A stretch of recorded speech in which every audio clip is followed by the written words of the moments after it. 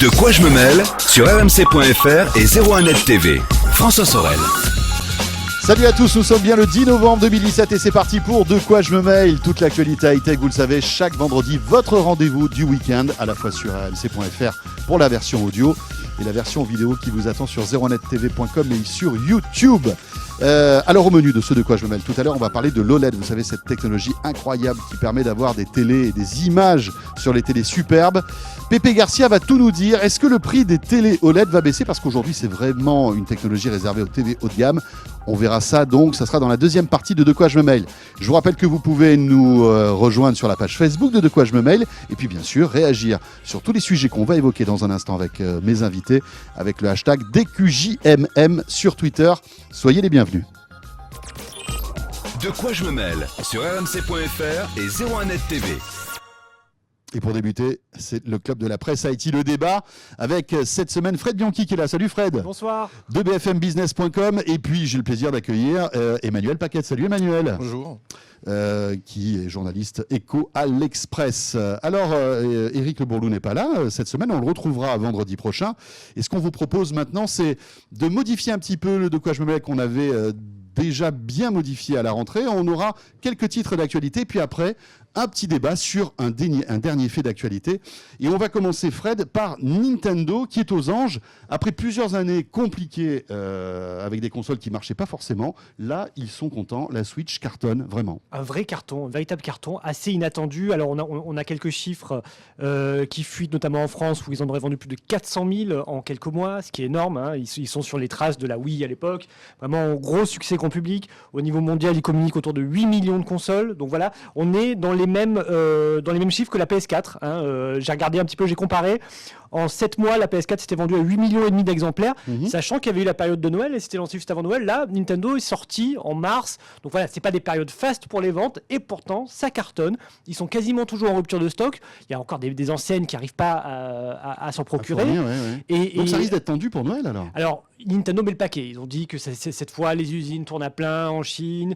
Ils sont sur une production, ils comptent en mettre sur le marché à peu près 20 millions d'ici la fin de l'année. Donc voilà, ils assurent, ça tourne à fond. Et c'est un carton assez inattendu.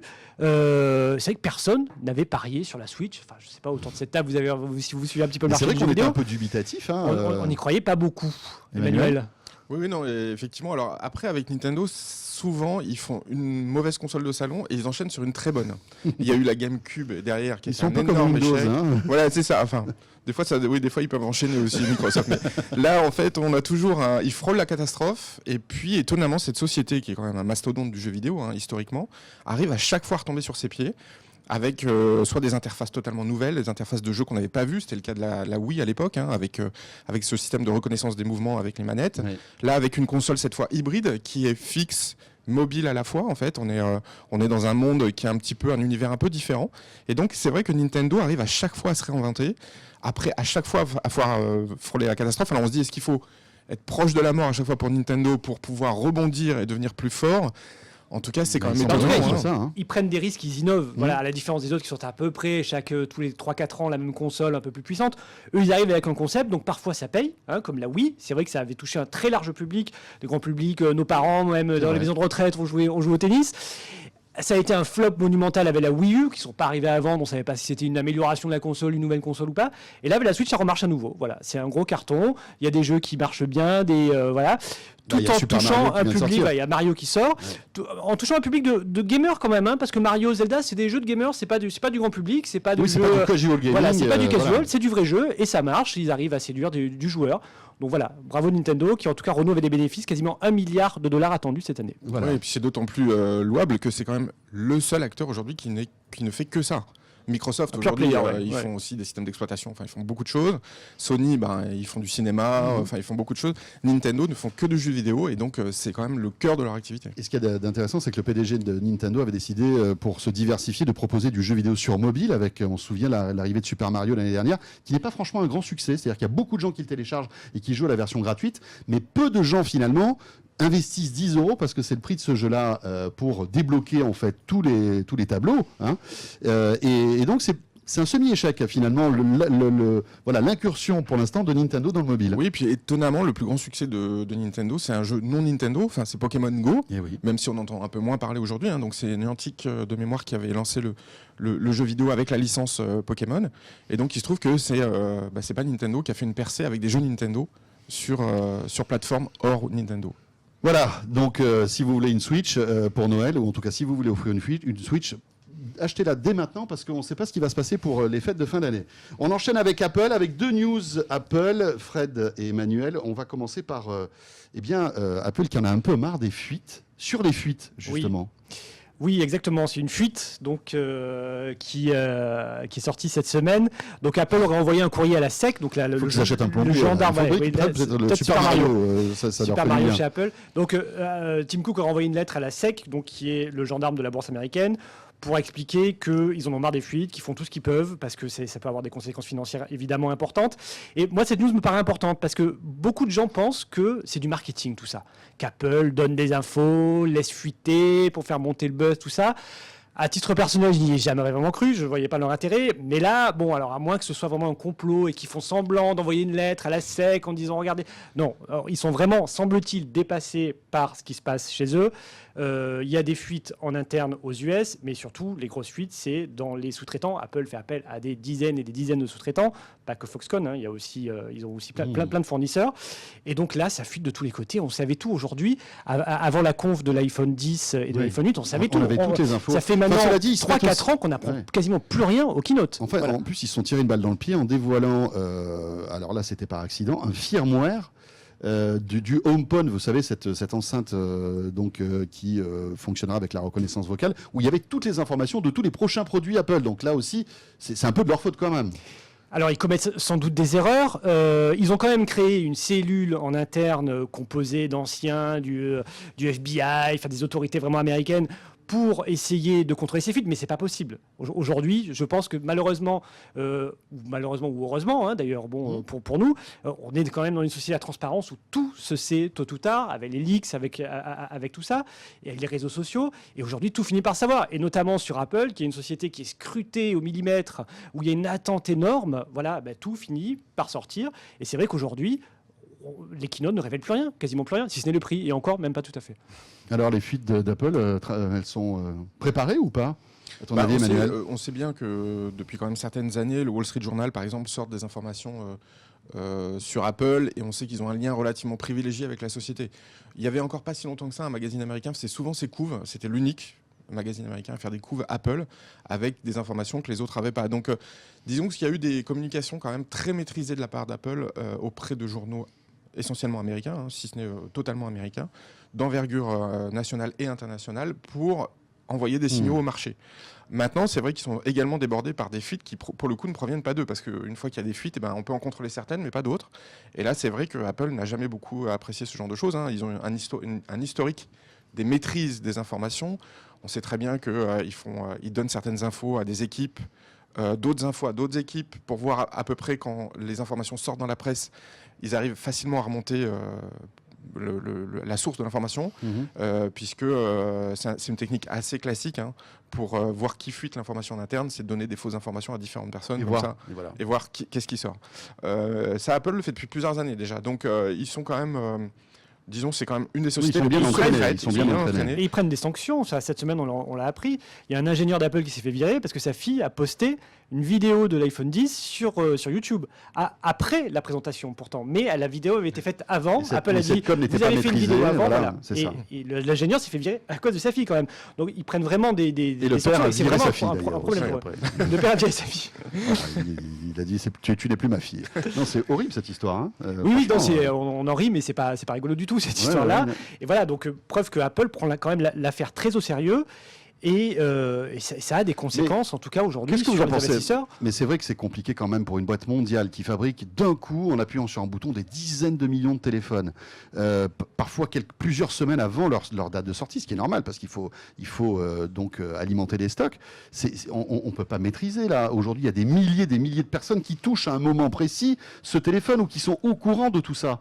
C'est impossible de tenir le secret. D'autant que c'est tentant pour les gens, les ouvriers, ouvriers qui travaillent dans ces usines en Chine, qui sont payés 300-400 $ par mois. Voilà. Alors certes, les salaires augmentent, mais quand on peut vendre une news, je sais pas, 1000-2000 €, une photo d'un truc à un média américain, on le fait, c'est normal. Et puis aux accessoiristes aussi. Aux accessoiristes, le gars qui fabrique des coques d'iPhone, il faut qu'il sache avant que l'iPhone sorte les dimensions exactes. Et ça, c'est pas Apple qui va le communiquer.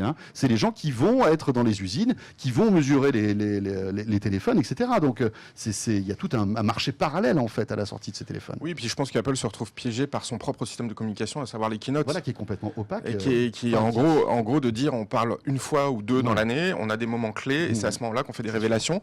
Donc ce qui fait qu'aujourd'hui, tout le monde a envie de savoir ce qui va être révélé. Ils ne peuvent pas au coup par coup dire on va rajouter ci, on va faire ça. Ils sont contraints de faire ça comme tout le monde, mais sauf que quand Samsung le fait, il n'y a pas autant d'attente avant. Voilà, on n'est pas là à scruter la moindre info Samsung, LG, Sony, idem. Apple, voilà, il y a une grosse attente. Donc du coup, la société de la transparence fait qu'aujourd'hui, tout se sait quasiment. Voilà. Alors, quelles conséquences ensuite pour Apple ? Trésor de guerre de plus de 200 milliards pour Apple. Je crois qu'ils ont dépassé allègrement ce chiffre-là. Oui. Ils pourraient se racheter n'importe quoi. Et pourquoi pas Netflix ? C'est une tribune d'ailleurs que tu as pu lire dans Bloomberg. Oui, sur Bloomberg View, une tribune intéressante d'un investisseur qui s'appelle Barry Ritholtz. Et donc, qui explique que, selon lui, il y aurait un intérêt à Apple important pour racheter Netflix. Alors, il met même une somme, il parle de 100 milliards $, ce qui représenterait à peu près un peu moins de la moitié de la trésorerie d'Apple, un peu plus que la valorisation de Netflix qui aujourd'hui vaut 80 milliards. Et il explique que selon lui, ça aurait tout à fait du sens parce qu'Apple, dit-il, a pris pas mal de retard dans le contenu vidéo, notamment par rapport à Netflix évidemment, même par rapport à Amazon. Par rapport aux autres qui commencent à pousser, on voit Facebook aussi qui arrive sur ce marché-là, et Apple est toujours un petit peu retardataire. L'Apple TV qui était la clé d'entrée d'Apple dans le salon, ça marche pas si bien que ça. On voit qu'ils sont de plus en plus concurrencés, même par Amazon, qui sort d'ailleurs ces jours-ci une clé pour brancher sur le téléviseur, par Google. Voilà, donc Apple a un peu raté, qui était très bon dans la musique, est arrivé d'ailleurs assez tard dans la musique en streaming. Voilà, alors il progresse, mais il reste loin derrière Spotify. Et dans la vidéo, ils sont très loin derrière. Et Apple, quand même, dans sa stratégie, c'est de mettre de plus en avant les contenus et les services dans son activité. Ils sont pas très bons, Manuel, dans les contenus Apple. C'est pas leur truc. C'était leur truc. À l'époque, avec iTunes, oui, ils étaient iTunes, assez c'était leur truc. innovateurs. iTunes, aujourd'hui, c'est un truc initié par Steve Jobs, mais préhistorique. Mais c'est vrai qu'ils ont raté le coche du contenu. C'est-à-dire qu'en fait, ils se sont fait prendre de vitesse par Netflix, aujourd'hui par Amazon qui veut également et qui investit lourdement sur ce marché, puisqu'on rappelle les chiffres, Netflix, c'est 6-7 milliards d'investissements par an, en tout cas sur cette année-là, dans les contenus, donc acquisition de contenu et de production propre. Amazon, c'est estimé entre 4 et 5 milliards de dollars, et Apple arrive avec 1 milliard. Donc c'est vrai qu'il est loin derrière. En plus, derrière, ce que nécessite ce genre de choses, c'est de faire quelque chose que déteste Apple, c'est de décentraliser un peu le pouvoir. C'est-à-dire qu'aujourd'hui, on voit bien que Amazon et Netflix vont être obligés de faire des productions locales. C'est déjà le cas de Netflix, qui produit dans différents pays. Il y a la série Marseille en France, par exemple. Parce que si on veut attirer les consommateurs de tous les pays, il faut aussi avoir des séries locales. Parce que ça parle un peu plus que du mainstream, entre guillemets, américain. Amazon, on voit bien qu'ils sont en train de regarder s'ils peuvent pas produire des choses à l'extérieur des États-Unis. Et Apple, s'ils font ça, là, ils vont perdre ce qui fait aujourd'hui sa force, c'est-à-dire de tout centraliser à Cupertino, de tout décider à Cupertino, et donc ça va diluer un peu aussi probablement les circuits de décision. C'est quelque chose que n'a jamais beaucoup apprécié la société. Donc on va voir s'ils arriveront à gérer ce genre de choses. Ouais. Alors bon, ils ont acheté, je crois, les droits d'une série fantastique de Spielberg. On en parlait il y a quelques semaines de cela. Là, ils se payent Jennifer Aniston et parce que je sais que tu la prononces parfaitement le prénom de cette comédienne. Reese Witherspoon. Voilà, exactement. J'espère que c'est ça. J'espère que si elle nous écoute, elle ne nous en voudra pas. Et donc voilà, même si un milliard c'est beaucoup d'argent, c'est finalement peanuts par rapport aux géants. Et alors c'est dingue parce que je ne sais pas si vous l'avez remarqué, nous en tant que journalistes, on est très sollicités. Moi je reçois beaucoup de communiqués de presse d'Amazon qui me dit on investit dans telle série, attention, on vient d'acheter ça, etc. Ils sont très pushy pour dire attention, on arrive les gars. Ouais. Et on rigole pas en termes de contenu. Là, ils ont signé encore une fois pas mal d'accords, même de distribution de films. Donc et puis ils ont une offre très agressive. Amazon Prime vidéo, c'est avec l'abonnement Prime, donc c'est gratuit pour celui qui est abonné et qui paie ses 50 euros par an. Et Netflix surtout, alors où ça aurait du sens, explique l'auteur sur Bloomberg, c'est que Netflix a besoin de capitaux colossal. Tu disais 6-7 milliards par an, sans doute plus l'année prochaine, et Apple, ces capitaux pourraient lui fournir. Donc ce serait une alliance qui aurait qui serait intéressant pour les deux. C'est un coup de tonnerre quand même. Hein. Voilà. Tu y crois, toi, au rachat de... Il y a beaucoup de rumeurs sur les studios. Apple pourrait racheter tel studio, tel studio. Moi, je pense plus à des studios parce que c'est vrai que l'historique d'Apple n'a jamais montré de grosses acquisitions. Les dernières grosses acquisitions, c'est Beats notamment. C'est la plus grosse. C'était 3 milliards de dollars, c'est quand même bien moindre que 100. Et généralement, c'est plutôt une société qui achète des technologies et qui préfère intégrer les technologies à sa main. Mais après, l'autre problématique, c'est la distribution de ce type de contenu. Aujourd'hui, on voit bien que les abonnés Netflix passent majoritairement par des box d'opérateurs télécoms. Et là, c'est les opérateurs télécoms qui ont la main. En France, parce qu'à l'étranger, les box d'opérateurs télécoms n'existent pas vraiment.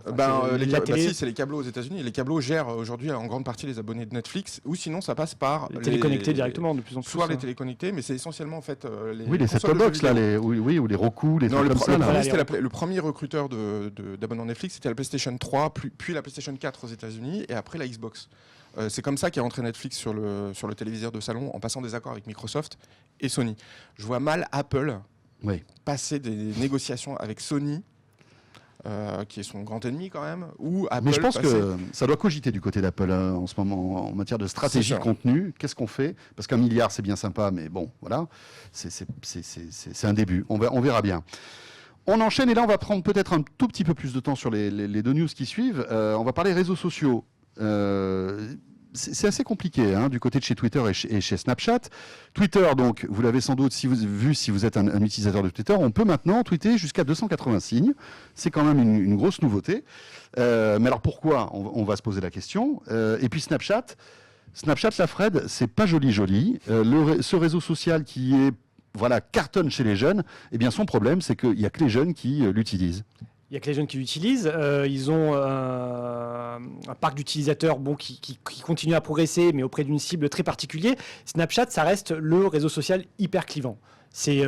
On le disait de Twitter, Snapchat c'est encore plus, c'est-à-dire que si on a moins de 25 ans, Snapchat on ne comprend pas, peut-être même moins de 20. Je ne sais pas si vous y êtes, si vous utilisez. Moi j'essaie de comprendre Snapchat, j'ai toujours du mal. Non, mais on a l'impression que c'est comme quand on est vieux, on n'entend plus les fréquences qu'entendent les ados. Et moi j'ai l'impression que c'est la même chose avec Snapchat.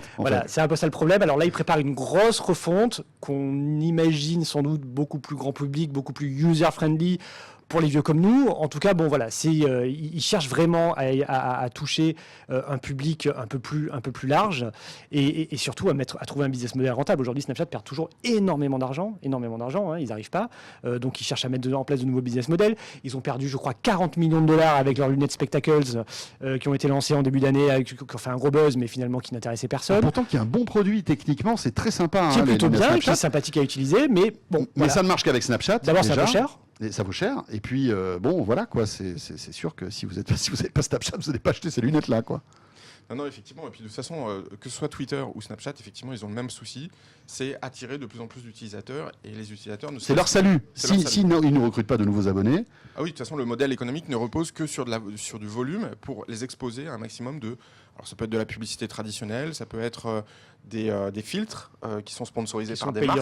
Et voilà, exactement. Enfin, ils sont gratuits, mais je veux dire, c'est les marques qui payent pour sponsoriser. On peut aussi payer des filtres. Quand on organise un événement, par exemple, on organise une soirée, on peut payer pour qu'il y ait un filtre spécial sur cette soirée-là qui peut être utilisé par tous mes convives ce soir-là. Voilà, donc il y a des petits business models comme ça qui se mettent en place, mais pour le moment, ça génère pas beaucoup de chiffres. Oui, et puis c'est vrai qu'il y a aussi quand même une forte concurrence de la part de Facebook, qui aujourd'hui copie régulièrement les grandes fonctionnalités de Snapchat. Et surtout via Instagram. Pour les intégrer, notamment dans Instagram, mais ça peut être aussi dans Facebook Messenger, etc. À tel point que même la compagne d'Evan Spiegel, donc Miranda Kerr, la mannequin, a fait une interview aux États-Unis en disant « Facebook, arrêtez de copier les idées de mon mari ». C'est pas comme ça, c'est pas bien. C'est pas bien. Et elle a fait, c'est la première fois parce que Evan Spiegel s'était jamais prononcé sur le fait que Facebook copie toutes les fonctionnalités que lance Snapchat dans la foulée. Et donc, je sais pas si sa femme l'a fait directement ou le pense réellement, mais en tout cas, elle a fait cette sortie face à Facebook et Zuckerberg et ça a été assez retentissant aux États-Unis. On voit que l'arrogance de Snapchat, qui était très importante à l'époque, on se souvient qu'ils avaient refusé justement une offre de rachat de la part de Facebook, qui était plusieurs milliards de dollars. Ouais. On a l'impression que le fondateur de Snapchat devient un petit peu plus humble. Il a réalisé une interview il n'y a pas si longtemps que ça en disant « Je reconnais mes erreurs ». C'est la première fois qu'il le dit. On va essayer de changer complètement l'interface. On va essayer de trouver plus de... Enfin voilà, il est en train de se dégonfler un petit peu, non ? On a l'impression. Oui et non. C'est-à-dire que quand même, quand l'introduction en bourse a eu lieu, il s'est réservé la majorité des droits de vote alors qu'il a plus la majorité du capital. Donc il est toujours patron chez lui quand même. Hein. Et ça, c'est le premier point, et ça n'a pas changé. Non, enfin, si les financiers le lâchent, il est obligé quand même là de faire quelques concessions. Il sera obligé, oui. Et de retomber un peu. Et puis le deuxième point, c'est aussi sur ce qu'on appelle les guidance, c'est-à-dire de dire combien on estime le chiffre d'affaires annuel de la société en début d'année. Il a toujours refusé d'en donner de guidance. Donc les analystes sont obligés de eux-mêmes calculer. Par exemple, Snapchat, les analystes pensaient qu'on allait dépasser le $1 milliard de chiffre d'affaires cette année. Là, ça vient d'être révisé à 871 milliards, donc 871 millions, pardon. Donc on voit le défaut de guidance de la part de Spiegel force les analystes à revoir chaque trimestre les objectifs sur l'année, et du coup, ça se traduit en bourse par des chutes spectaculaires quand effectivement on arrive à des trimestres où les chiffres attendus par les analystes ne sont pas là, puisqu'il y a très peu de communication de sa part. Oui, on est tombé largement en dessous du prix d'introduction de Snapchat. Juste un mot sur Twitter, 280 caractères. Est-ce que c'est on va dire l'offre de la dernière chance pour Twitter ? Moi, je pense pas. Non. Je pense que Twitter, il y a plusieurs choses pour Twitter. Le premier, c'est que comme Snapchat, il faut qu'ils arrivent à attirer une nouvelle audience, beaucoup plus large que celle qui existe aujourd'hui. Alors pour ça, il y a plusieurs éléments possibles. Il y a effectivement passer à 280 caractères, parce que du coup, on peut expliquer plus de choses. Donc ça peut parler à un public un peu plus large. Il y a plein de gens qui le demandaient en fait, qui voulaient avoir plus de caractères pour pouvoir contraignant le 140 qui était pertinent à l'époque parce que ces 140 caractères, rappelons-le, c'était le SMS. C'est ça. C'était le nombre de caractères qu'on pouvait envoyer par SMS. C'est vrai que les écrans maintenant des smartphones font que c'est beaucoup plus important. On peut lire un peu plus d'informations. Ça permet selon lui aussi de faire en sorte que les gens restent plus longtemps. Parce que quand on lit 280 signes, c'est un peu plus long que 140. Donc on a tendance à rester un peu plus longtemps. Ce que aiment bien les annonceurs aussi, puisque du coup l'audience elle est là, elle reste un peu plus longtemps. Donc on peut dépenser un peu plus d'argent sur la plateforme. Mais il y a un autre angle dont on n'a pas beaucoup parlé, mais qui est lié un peu d'ailleurs à Netflix ou Amazon, c'est qu'ils achètent des droits de retransmission, par exemple d'événements sportifs. Il y a eu l'Open d'Australie en début d'année. Il y a des matchs de NFL aux États-Unis. On peut voir de la vidéo, des retransmissions en live sur Twitter. En live sur Twitter. Et ça aussi, ils se disent comme ça, peut-être que des gens qui n'ont pas accès à ces matchs-là vont venir les regarder sur Twitter. Donc ça ne sera pas pour lire des conversations. C'est bizarre quand même, parce que est-ce que Twitter peut devenir un diffuseur de contenu ? C'est plus, à l'inverse, c'est de dire, j'ai des copains qui aiment le tennis dans mon fil Twitter. Ouais. Rejoignons-nous sur un fil Twitter pour regarder le match et discutons ensemble de ce qui s'y passe. Et regardons-le sur Twitter à ce moment-là. Exactement. Ouais. On va voir. On verra bien. En tout cas, depuis qu'ils investissent dans le contenu, pour le moment, ils ont 330 millions d'utilisateurs, c'est moins 4% en un an, ça fait 3 ans que ça baisse. Bon, ils n'arrivent pas, clairement, à toucher un public qui sort un petit peu du cadre on dit toujours, des sachants, les journalistes, les communicants, des politiques, mais c'est vrai que c'est un peu ça, le public de Twitter. Et voilà, il touche pas au-delà. Et ce qui est intéressant de voir aujourd'hui, en économie, il y a un truc qui s'appelle l'effet Pavarotti. C'est-à-dire qu'en gros, il y a une prime au leader. Pavarotti était le seul chanteur d'opéra qui vendait des disques parce que tout le monde savait que c'était lui le meilleur et tout le monde achetait ces disques-là. Avec Internet, c'est un petit peu la même chose. On voit aujourd'hui, Facebook, il y a un effet Pavarotti à fond. C'est-à-dire qu'il y a plein de réseaux sociaux, enfin en tout cas, là on parle de 2-3, il n'y en a qu'un qui ramasse tout. Parce que Facebook, dans le même temps, là on parlait de Twitter et de Snapchat qui n'étaient pas rentables, qui perdaient de l'argent de ça. Facebook gagne énormément d'argent et ultra rentable. Ils ont une marge bénéficiaire de 40%. Donc c'est colossal. Tous les annonceurs veulent être sur Facebook. Et on retrouve cet effet-là d'ailleurs dans le e-commerce où il n'y a plus que Amazon, où on retrouve, etc. C'est-à-dire que petit à petit, quasiment au niveau mondial en fait. C'est ça, voilà, c'est-à-dire qu'il y a un archi-leader. Je ne sais pas ton analyse, mais si je peux me permettre. Sur quoi ? Sur le fait que, en fait, je pense que tu oublies un continent qui s'appelle l'Asie, un pays qui s'appelle la Chine et des acteurs qui s'appellent les BAT, donc Baidu, Alibaba, Tencent. D'accord, mais la Chine, ils ont fermé leur marché pour pouvoir faire émerger leurs acteurs. Enfin, peut-être, mais aujourd'hui, Alibaba, ils sont en France, ils attaquent le marché américain. Tencent vient de prendre quand même 12% de Snapchat pour proposer une nouvelle interface à Snapchat. Tencent qui détient aujourd'hui Weibo, par exemple, qui est le Twitter chinois, et Tencent qui détient aussi du jeu. Donc ils détiennent Clash of Clans, tu sais, qui est quand même un jeu qui est très connu, qui détiennent les droits de League of Legends, qui est quand même le plus grand jeu en ligne aujourd'hui sur lequel il y a des droits sportifs. Imagine que Tencent, avec les 12% dans Snap, disent nous, on vous amène tout ça. On vous amène le visionnage de jeux en ligne en direct sur Snapchat. Avec la cible des 12-25 ans. Ça tue Twitch, déjà déjà, je pense qu'Amazon, etc. Donc, si tu veux, les Chinois sont tellement puissants, je pense qu'on les oublie un peu vite. Sous-estime encore. Non, mais j'ai pas dit que c'était terminé, que c'était la fin du match. En tout cas, aujourd'hui, en Occident, allez, on va réduire ça à l'Occident, il y a quand même dans chaque secteur du numérique un acteur qui s'avère être dominant et surpuissant et qui écrase tout le reste. Dans les réseaux sociaux, bon, il y a Facebook et le reste du monde. Dans le e-commerce, alors certes, il y a Alibaba, mais Alibaba en France qui achète sur Alibaba, qui a un compte Alibaba ici autour de cette table. Bon voilà, ça arrive tout doucement, moi, tout ça. Non, moi j'en ai mais un. J'en ai un, mais je m'en sers pas. Non, mais avant qu'il dégomme Amazon, on n'y est pas encore. On n'y est pas encore. Vous voyez, bon, d'accord. Voilà. Et aujourd'hui, sur les réseaux sociaux, eh ben, c'est les petits acteurs qui essaient de pousser, ben, ils n'y arrivent pas. Mais c'est vrai que quand ils progressent plus. Quand les Chinois vont se réveiller et vont investir sur ces sans plateformes doute, européennes, occidentales, on va dire pas européennes, mais occidentales, là ça va. Ouais, parce que là on voit bien que c'est le début, parce que là visiblement la prise de participation de Tencent de 12% dans Snap, ça s'est pas fait dans le dos de Evan Spiegel. Ouais, Evan Spiegel a dit qu'il était totalement ouvert. Donc on voit des alliances même américano-chinoises qui sont en train de se mettre en place, qui sont totalement inattendues, puisqu'on s'attendait plutôt à des affrontements.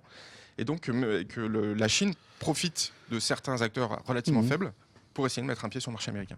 Bon, on arrête là le débat parce que effectivement, on va voir comment tout ça évolue. Merci en tout cas à Fred Bianchi d'être venu dans De quoi je me mêle et merci à Emmanuel Paquette de l'Express. Merci beaucoup. Dans un instant, on va parler de téléviseurs et de technologie OLED avec des contrastes infinis. Vous savez, les plus belles images aujourd'hui en télé, c'est l'OLED. Mais ça coûte cher. C'est une technologie qui coûte cher, qui est réservée aux téléviseurs haut de gamme. Est-ce que ça va changer? On va voir ça avec Pépé Garcia dans un instant. À tout de suite. De quoi je me mêle sur rmc.fr et 01net TV.